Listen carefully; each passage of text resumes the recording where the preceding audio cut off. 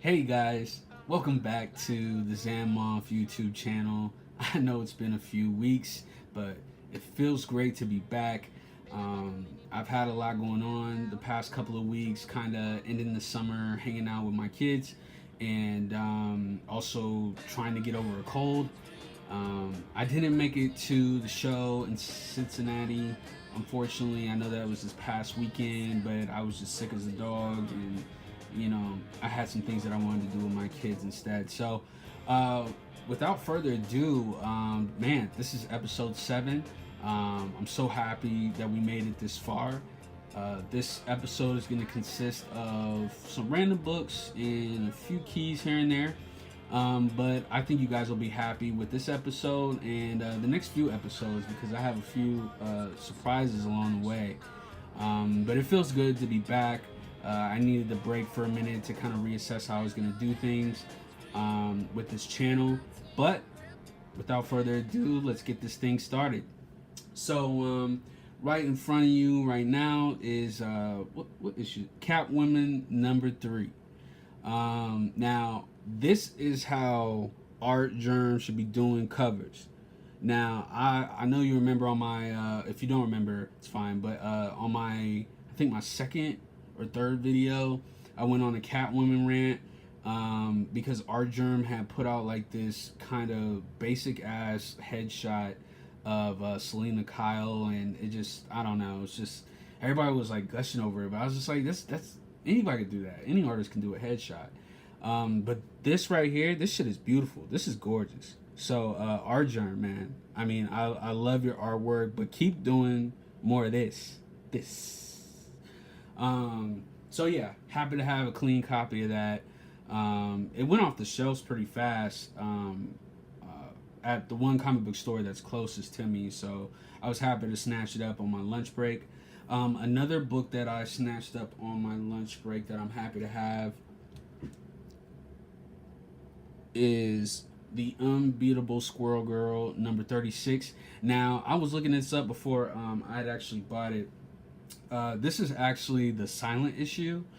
And I have a question for you guys. If you let me know in the comments, how many silent issues are there in comics? I know that like there's a Snake Eye silent issue which I have yet to own, which I want to pick up eventually. But like, how many significant silent issues are there? I'm just curious. But as you can see, this is a super clean copy. There was only one more left when I got to the shop on New Comic Book Day, and I snatched it up. So I was very happy to have a copy of that.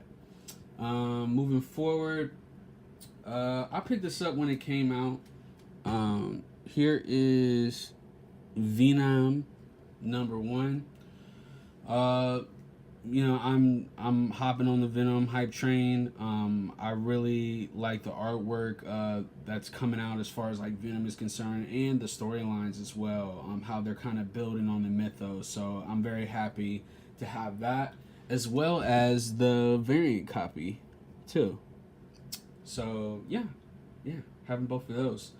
Moving forward, because I got a lot of books ahead of me, more than usual. I have Amazing Spider-Man number 4, the Fantastic Four variant issue. I'm trying to see if I can collect all cover appearances of the Fantastic Four mobile. I don't know what it is, but I just fucking love that shit. Like I love that vehicle. But I love all cover appearances that I've seen of it. So including, I think it's what it makes its first appearance in Fantastic Four number 2, maybe, or 3, something like that. One of those super early issues. But very happy to have this, and I believe that this was this is an appearance of the Tri-Sentinel, and then this is also there's like a kind of like a controversial panel in this. You'll have to look it up, but if you Google search it, you'll be able to find out what it is. I'm not sure if they recalled and reprinted the issue because of that little panel, but I don't know. You'll just have to look it up and see what's the status on that. So I got that, and then somebody actually helped me out with this on another channel. to tell me what the first appearance of the Tri-Sentinel was, and I picked it up. Boom. So very happy to have those 2 copies. That book is actually kind of pricey. I mean, at least in my local area, it's pretty pricey, and I'm like, damn, like, really, is it that important? But what you gonna do? What you gonna do? So next up, I had a few eBay buys too, which a lot of those books are gonna be in my future videos that are really super nice. But one that I had my eye on for a while is X-Men Red #1, the fried pie variant. Check out fried pie if you haven't. Fried pie variants are actually pretty dope. They have unique artwork on them, and I don't know if they're that popular. I don't really see a lot of people have fried pie variants in their videos. I know that they do a lot of like con exclusives too, so definitely a great place to pick, or great. Lost my wording. Definitely a great kind of variant to search for, especially on eBay. All right, and then next, pick this up. That's the first book in the Craven's Last Hunt series, and then I got another black suit Spidey right here. Boom. Web of Spider-Man #36. This is the first appearance of Tombstone. Tombstone is also, spoilers, in the new PS4 Spider-Man game. I think he's like a mini boss or something like that. And then of course I had to jump on the hype train and get this bad boy. The Amazing Spider-Man #315. Todd McFarlane Hydro Man. This is dope. Like, I think everybody should own a copy of this. Like, I even tried to recreate this cover in college, and I struggled really bad. You'll never see that artwork, but I'm definitely a big fan of McFarlane, and yeah, I'm just super happy to have that badass comic. Hopefully he shows up in the movie, though. That really would be cool. Come on, Marvel. Make it happen. Staying on this Marvel train, though, I picked up Iron Man #219, and I picked up Iron Man 220. In my previous video, I had Iron Man 221, I think, and the third appearance of Ghost.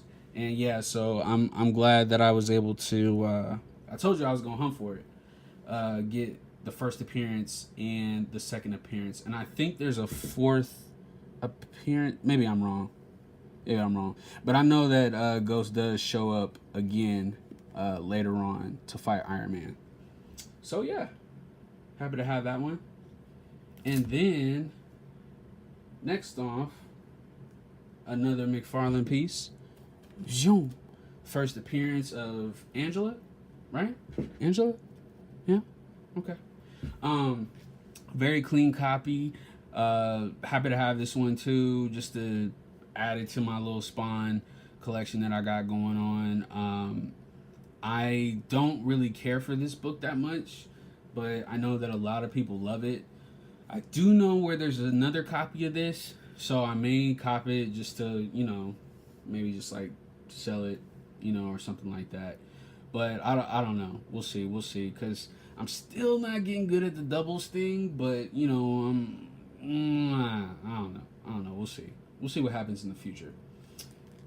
This next book, I don't have any of this character in my collection right now, but I did have a bunch of him in my old collection, and we got Ghost Rider #77. Now this is, oh my god, what is this? This is a key issue. This is there was like a group in hell, like a villain group in hell. It was like a circle of all the hell demons and characters like Mephisto, I think it was Mephisto and like the son of Satan, and man, it escapes me. But if you know what I'm talking about, it's let me know in the comments, and yeah, we'll get that all straightened out. But yeah, it just escapes me right now. Too much stuff to remember in these keys.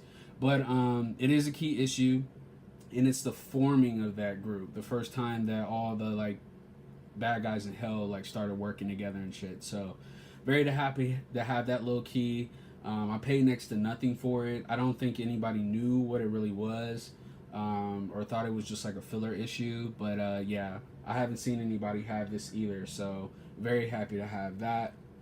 And then let's see, winding down here, I copped this issue. Got the Black Panther KKK issue. Happy to have this too in my collection. It's just a classic cover. To me, iconic for real. And pretty relevant in the times that we're in right now, unfortunately.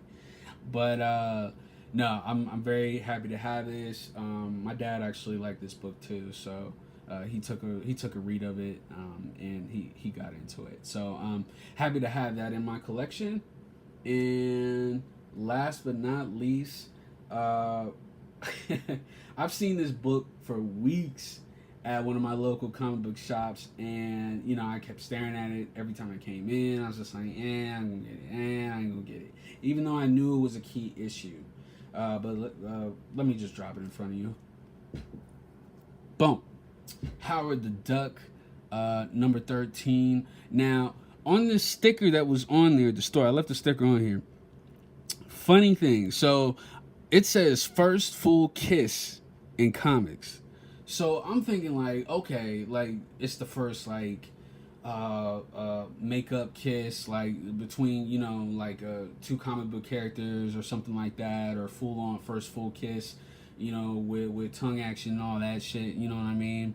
And I opened the book up. Here, let me see if I can. I opened the book up,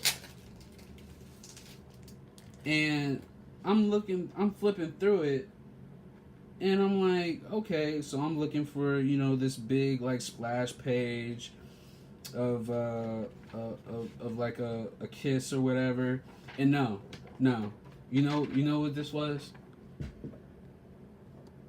The rock band, the actual rock band Kiss, the first appearance of them, first full appearance in comics.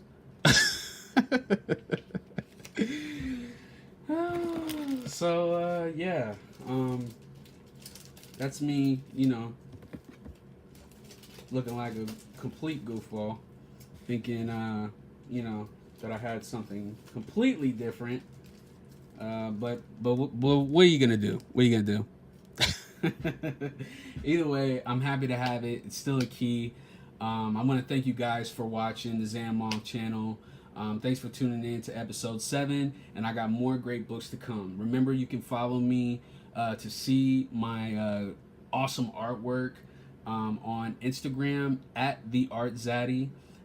So yeah, we'll see you next week, and happy comic book hunting. Peace.